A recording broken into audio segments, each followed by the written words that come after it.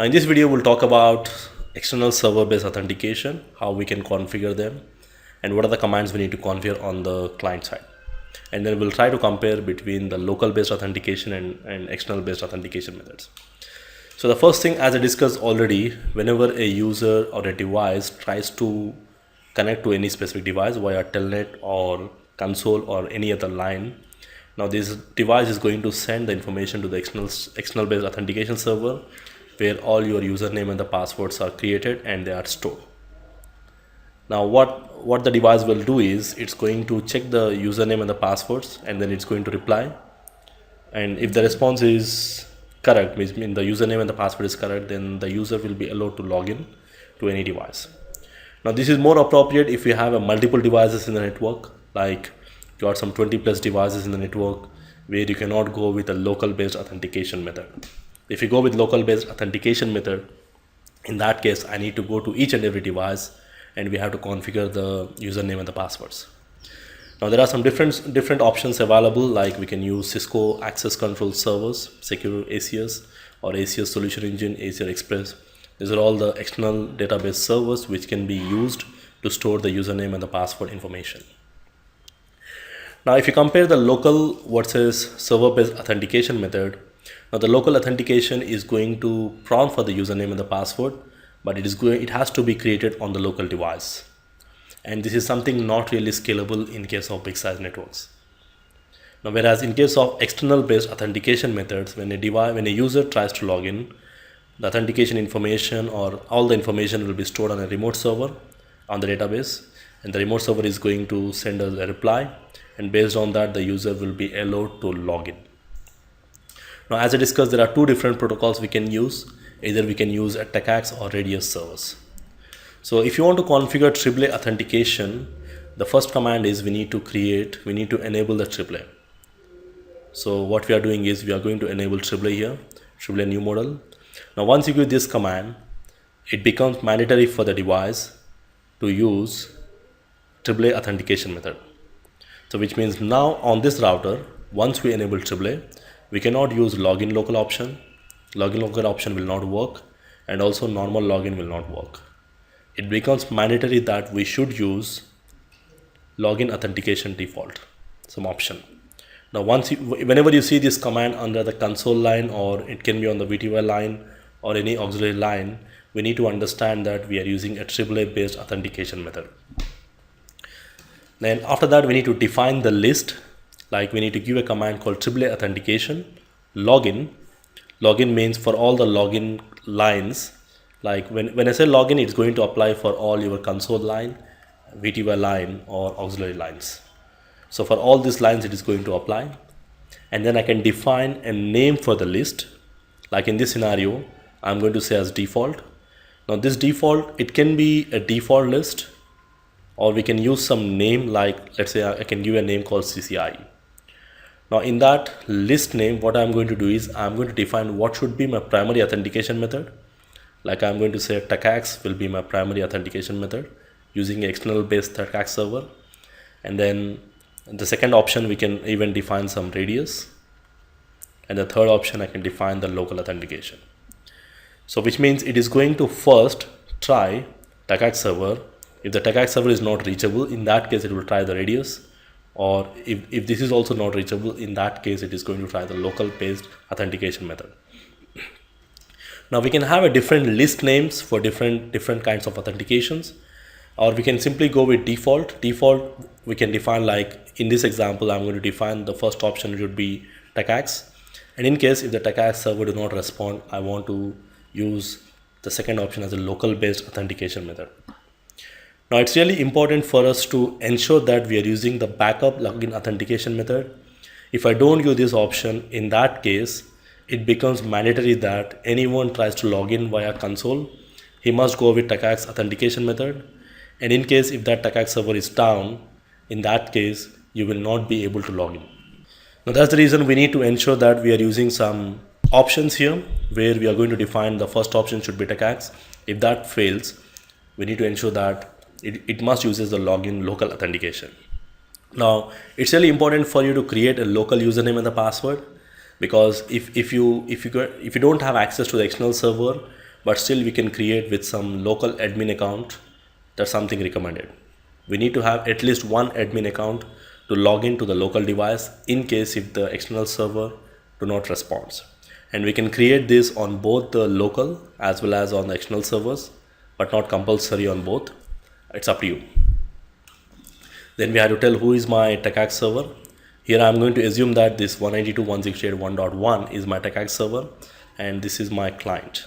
So any router or the switch will be referred as clients, which means if anyone tries to log in onto this particular device, it's going to send the request to the TACACS server, and the TACACS server is going to provide the authentication information whether it is correct or not. And then finally we need to go to that particular line console, line VTY or line auxiliary port. We need to define login authentication, and if I'm using default here, we have to say default here. If I use any other name here like CCIE, we need to define that particular name on that particular list. Now once you enable AAA, the login local and the login options will not work by default. So to verify this, let's go to the command line here. Now in my scenario, I got a lab here. Now I'm going to use this 1.3. This is my 1.3 computer, which will be acting as my TACACS server. Just assume that this is my TACACS server, but in general, we are not going to do anything. We are not going to have a real TACACS server here. Now I want to ensure that if anyone tries to log into any one of the router or a switch, it has to send the username and the password on the server, and the server has to authenticate here. So let's go to the router. On the router, the first command, already I have a local username and the password. Okay, let me try. The password is Cisco123. Now already if you verify I have a local username and the password, let me remove that one. So I'm going to remove that username and the passwords, and I'm going to say no username and the password here. Now once again, no username and the password. So I'm going to create one user with admin and the password is Cisco. So I want to ensure that there should be a local authentication, and the first command we need to say AAA new model. Now once I give this command, it is going to enable the AAA on that particular device. And then what we need to do is we need to define, create a local username, already we created. And then we need to say TACACS server. TACACS server, in my scenario, the TACACS server is 192.168.1.3. So that's my TACACS server. If you want to try to check the connectivity between your server, I should be able to ping to that 1.3 computer. Now in my scenario, this is my TACACS server. And then we can define something called TACACS server key. We can give any password. Let's say the password is CCNP 123. Now we need to ensure that whatever the key we are giving here, this key and whatever we configure on the server has to match. So it's a key which is used to communicate between the server and the client. In my scenario, the server, this is my AAA server, and the router is considered as my client. Now they must have the same key. So let us write down here the key which we are using for server key will be your CCNP 123. That's my TACACS server key. Now the next thing what we are going to do is we need to configure under the VTY line VTY 0/4. We need to say login. If I say login local, it's not going to be supported, because once we enable AAA, it becomes mandatory that we should use login authentication default list name. In fact, I didn't create a default list here. Let's go and create AAA authentication. We can say authentication. Now this authentication is for login, so I'm going to say login, and then we need to define the list name. I'm going to with the default name list, and then we need to tell what is the first authentication method we should try. I'm saying it should try for TACACS, and then I can even define backup as a RADIUS, but I recommend you to go with local authentication as a backup. Let me verify the commands what we have configured. We have configured all these commands, and then we need to go to the command line, the line console 0. We need to say login authentication default. Now this name and whatever you are creating in the authentication list, this has to match. Now, verification wise, we are not going to do anything on the server here. So verification wise, what we are going to do is we'll go to server. We are not going to use a real access server here. We are just going to config mode, the physical services. We can enable this AAA authentication method on, and I can use TACACS authentication method, and I can define the client name. Now in my scenario, the client is router 1 because the router 1 is the client, and the IP address of the router 1 is 192.168.1.100, and the password is CCNP123, and we need to say add. Now this password has to match the password whatever we have used in the TACACS key command. If you just see the commands here, now this password must be same. Now this password and this password must be same. This is the configuration which we are going to do between the server and the client. And if you want to create any usernames like user1 and the password is user1, we are going to add some usernames only on the server. Now this way we can simulate some simple sample external authentication server by using some packet tracer here. So I created 2 users. If any user tries to log in, he should go with this username and the passwords. And we are not going to create those usernames on the local machine. On the local machine, we just have a backup authentication which uses the admin passwords, admin as a username, and the Cisco is a password. So let's go and verify the same. We can either enable this for VTY line or we can enable it for console line. Let me enable it for VTY line, login authentication default. So even we can enable for the console line. I'm not going to do that as of now. Now let's go to the PC and I'll try to telnet. You can see it is asking me the username. So I'm going to provide a username and the password, whatever I have created on the server. You can see I'm still able to log in. There's no enable password, it's okay. Let me try the another user which I created on the server, user 2. And you can see I'm able to log into the device. We can use a command show users. It will show you which user you are trying to access. Now the next thing, the same thing we can do for the console line also. Only the thing is we need to say login authentication default. Now once I log in, now you can see the username we created user1 and user1 is a password actually. User1 and user1 is a password. So I'm able to log in.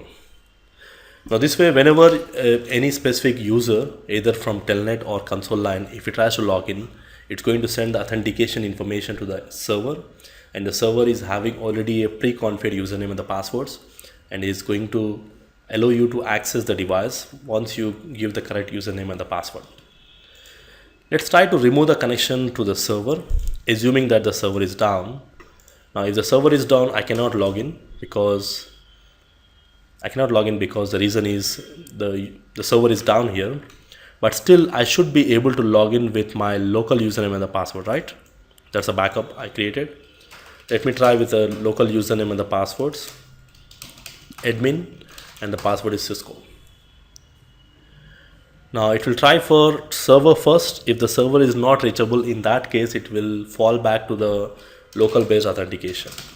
Now if you verify, I'm able to log in with the username and the password which I created on the local machine. Now this is something really important for us to do this, because if you don't configure the backup option, let's say in case due to some reason if I do not configure this one, in that case if your TACACS server is not reachable, then the user will not be able to log in at all. So that's the reason it's really recommended to have a backup option as a local based authentication, where you don't need to create all the users, but at least one admin user, so that he can log into the device and he can make some changes to that particular device. So we need to ensure that we are not going to log ourselves when we are doing this. Now if you go with some RADIUS authentications, it's not going to be much different configurations. Like if you see here, if you're using RADIUS servers, the only difference is we need to define the external servers will be RADIUS servers, and authentication, instead of defining the TACACS, we need to define it as RADIUS. And all the commands and all the configurations will go the same way as we did with TACACS servers. And when it comes to server side, We just need to go to this server and change the protocol to RADIUS instead of using TACACS. So similar way, you can actually go with a lab. Like in my workbook, I have configured some 2 different servers. Like I have configured this as a TACACS server, and we can use some RADIUS server, this one, and we can have some external authentication method where we can define the primary has to be TACACS and the secondary has to be RADIUS, and the third option has to be the local based authentication method. Now you can try telnetting from any other network, like you can try from the remote network or you can try from the local network. It can be auxiliary or it can be telnets and connections. It's going to prompt for the username and the password whatever we have created on the local server machine. Now this way we can actually go and verify the things like using some external based servers, but probably as a part of the CCIE routing switching exams or the CCNP level routing switching level, we don't really get into this. We're not going to use these real servers at all. So it's just like we are going to assume that we have a servers, and we are going to do some specific configurations on the clients, which are our routers and switches. So probably this is something you will get into that more in detail in the CCNP security or CCIE security tracks, where you will also configure some external based authentication servers on a Windows machine, and you can do this authentication by using those external servers. Right now in this video, we are not getting into that in details. We are just going to do the configuration only on the client side.